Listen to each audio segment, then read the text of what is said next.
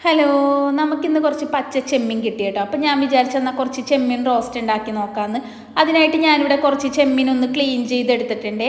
അതിൻ്റെ കളിയൊന്നും ഒട്ടും ഞാൻ കളഞ്ഞിട്ടില്ല. കാരണം ആ ചെമ്മീൻ്റെ കളി ഉണ്ടെങ്കിൽ കറിക്ക് കുറച്ചുകൂടി ടേസ്റ്റ് കിട്ടും. അതുകൊണ്ടാണ് ഞാൻ കളയാതെ തന്നെ ക്ലീൻ ചെയ്തെടുത്തത്. അതിനുശേഷം ഞാനതിലേക്ക് കുറച്ച് മുളക് പൊടി, കുറച്ച് മഞ്ഞൾപ്പൊടി കൂടി ചേർത്ത് ഇനി നമുക്കൊരു പച്ചമുളകും ഒരു 3-4 ചുള വെളുത്തുള്ളി, ഒരു ചെറിയ കഷ്ണം ഇഞ്ചി, ഇതൊക്കെ കൂടി ഒന്ന് ഒരു കല്ലിൽ തന്നെ ഇട്ട് ചതച്ചെടുക്കാം. മിക്സിയിലൊന്നും അടിക്കേണ്ട, നമുക്ക് കല്ലിലിട്ട് തന്നെ നന്നായിട്ട് ചതച്ചെടുക്കാം. എന്നിട്ട് ആ ഒരു കൂട്ടുകൂടി ഈ ചെമ്മീനിലേക്ക് ചേർത്തിട്ട് നന്നായിട്ടൊന്ന് തിരുമ്മി യോജിപ്പിക്കണം കേട്ടോ.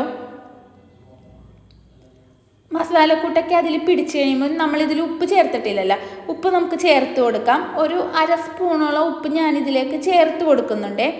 ഉപ്പ് ചേർത്തതിന് ശേഷം നമുക്ക് ഒരു സ്പൂണോളം വെളിച്ചെണ്ണ കൂടി ഇതിലേക്ക് ചേർത്ത് കൊടുക്കണം.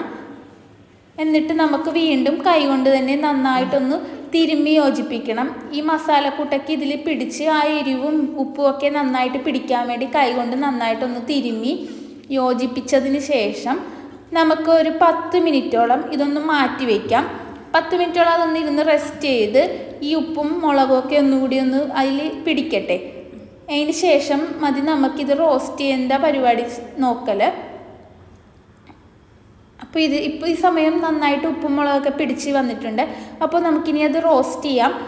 അതിനായിട്ട് ഞാൻ ഒരു മൺചട്ടിയാണ് ഇവിടെ എടുത്തിരിക്കുന്നത് കേട്ടോ. അപ്പോൾ മൺചട്ടി നന്നായിട്ടൊന്ന് ചൂടായി വരുന്ന സമയത്ത് തന്നെ നമുക്ക് കുറച്ച് പച്ച വെളിച്ചെണ്ണ അതിലേക്ക് ഒഴിച്ചു കൊടുക്കാം. വെളിച്ചെണ്ണ നന്നായിട്ടൊന്ന് തിളച്ച് വരുന്ന സമയത്ത് ഞാൻ കുറച്ച് നല്ല നാടൻ കറിവേപ്പില ഇതിലേക്ക് ചേർക്കുന്നുണ്ട്. കറിവേപ്പില ഒന്ന് റോസ്റ്റായിട്ട് വരുന്ന സമയത്ത് ഒരു പച്ചമുളക് 2-3 പീസായിട്ട് കീറിയതും, ഒരു 2-3 ചുള വെളുത്തുള്ളി, നമുക്ക് അരിയേം ചതയ്ക്കൊന്നും വേണ്ട, അങ്ങനെ തന്നെ നമുക്ക് വെളുത്തുള്ളി ചേർത്ത് കൊടുക്കാം കേട്ടോ. അപ്പോൾ അതുകൂടി ചേർത്ത് കൊടുക്കണം. എന്നിട്ട് അതെല്ലാ ഐറ്റം ഒന്ന് റോസ്റ്റായിട്ട് വരുന്ന സമയത്ത് നമ്മുടെ മെയിൻ ഐറ്റമില്ലേ, നമ്മൾ മാറ്റി വെച്ച ചെമ്മീൻ കൂടി നമുക്കിതിലേക്ക് ചേർത്ത് കൊടുക്കണം. എന്നിട്ട് നന്നായിട്ടൊന്ന് ഇളക്കി യോജിപ്പിച്ചതിന് ശേഷം നമുക്ക് തീ ഒന്ന് കുറച്ച് വെച്ചിട്ട് നമുക്കിതൊന്ന് മൂടി വെച്ച് വേവിച്ചെടുക്കണം കേട്ടോ. ചെമ്മീന് നന്നായിട്ടൊന്ന് വേകണ്ടേ, അതിനായിട്ട് ഞാനൊന്ന് മൂടി വെക്കുന്നുണ്ട്. എന്നിട്ട് ഇടയ്ക്ക് നമുക്കൊന്ന് മൂടി തുറന്ന് നോക്കി ചെമ്മീൻ ഒന്ന് നോക്കണം, അടിക്ക് പിടിക്കുന്നുണ്ടോ എന്നൊക്കെ. ഇവിടെ ഒട്ടും തന്നെ അടിക്കൊന്നും പിടിച്ചിട്ടില്ല. അപ്പോൾ ചെമ്മീനൊന്ന് നന്നായിട്ട് തിളച്ച് വരുന്നുണ്ട്.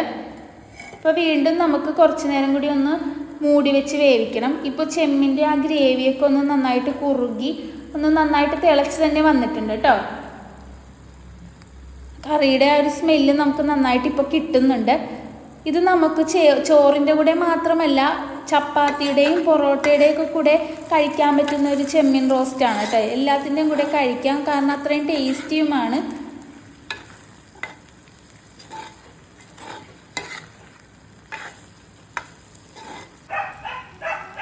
ചെമ്മീൻ നമുക്ക് എല്ലാവർക്കും തന്നെ ഇഷ്ടപ്പെട്ട ഒരു വിഭവമാണല്ലോ. അപ്പോൾ ചെമ്മീൻ കൊണ്ട് ഈ ചെമ്മീൻ റോസ്റ്റ് ഉണ്ടാക്കി നോക്കാത്തവരൊക്കെ ഒന്ന് ട്രൈ ചെയ്ത് നോക്കണം. സാധാരണ ചെമ്മീൻ റോസ്റ്റൊക്കെ നമ്മളെല്ലാവരും തന്നെ വീട്ടിലുണ്ടാക്കുന്നതാണ്. പക്ഷേ ഇങ്ങനെ ഒരു ചെമ്മീൻ റോസ്റ്റ് ഇതുവരെ ഞാൻ ഉണ്ടാക്കിയിട്ടില്ല, ഞാൻ ആദ്യമായിട്ടാണ് ട്രൈ ചെയ്യുന്നത്. അപ്പോൾ ഇത് ട്രൈ ചെയ്ത് നോക്കാത്തവരൊക്കെ ഒന്ന് ട്രൈ ചെയ്ത് നോക്കണേ, ഉറപ്പായിട്ടും ഇഷ്ടപ്പെടും. അത്രയ്ക്ക് ടേസ്റ്റി ആയിട്ടുള്ളൊരു റെസിപ്പിയാണ് കേട്ടോ ഇത്.